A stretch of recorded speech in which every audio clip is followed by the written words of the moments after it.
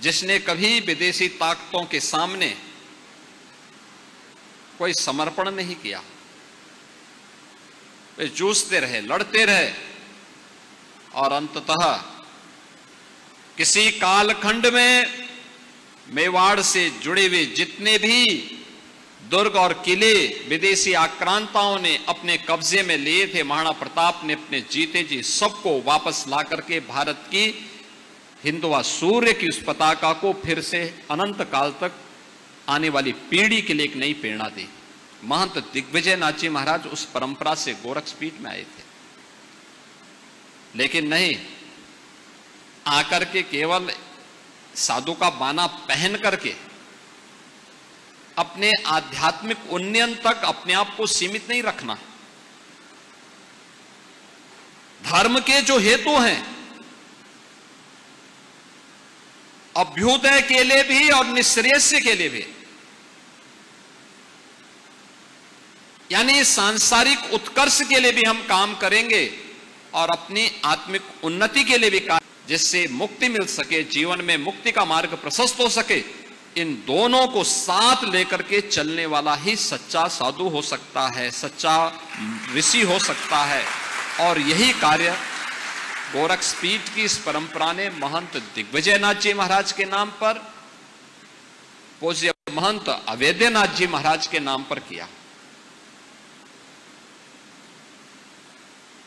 साधु अकेले होगा, पूरा समाज ही उसका परिवार है, पूरा राष्ट्र ही उसका कुटुंब है, सनातन धर्म ही उसकी जाति है। जब इस ध्येय के साथ वे कार्य किए तो संतों का संकल्प क्यों चरितार्थ होता है? इसलिए होता है, उनका संकल्प मूर्त रूप इसलिए लेता है क्योंकि उसमें एक पवित्रता छुपी होती है, उस संकल्प में एक दृढ़ता छुपी होती है, उनकी साधना का अंश घुला होता है। और उन्होंने संकल्प लिया था गोरखपुर में शिक्षा का एक केंद्र बनना चाहिए। साधन नहीं थे, देश गुलाम था। 1932 में उन्होंने महाराणा प्रताप शिक्षा परिषद की स्थापना कर दी। गोरखपीठ के पास साधन नहीं थे, लेकिन गोरखनाथ मंदिर को सनातन धर्म के एक वैभवशाली मंदिर के रूप में स्थापित करना है। और मुगल कालखंड के दौरान विदेशी आक्रांताओं ने अगर हमसे कुछ छीना है तो उसको वापस लेकर के हम उसकी पुनर्प्रतिष्ठा का कार्य करेंगे।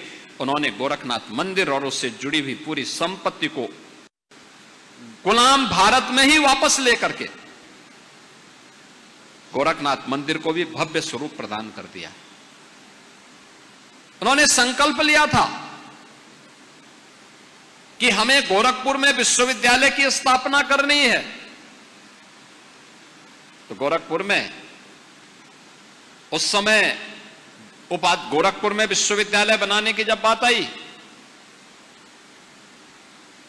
तो मांग करने वाले बहुत होते हैं, लेकिन जब देने की बात आई तो उस समय बहुत सारे लोग पीछे हट गए। सेंट एंड्रूज कॉलेज भी यहां गोरखपुर में था, महाराणा प्रताप कॉलेज और सेंट एंड्रूज कॉलेज थे आजादी के पहले।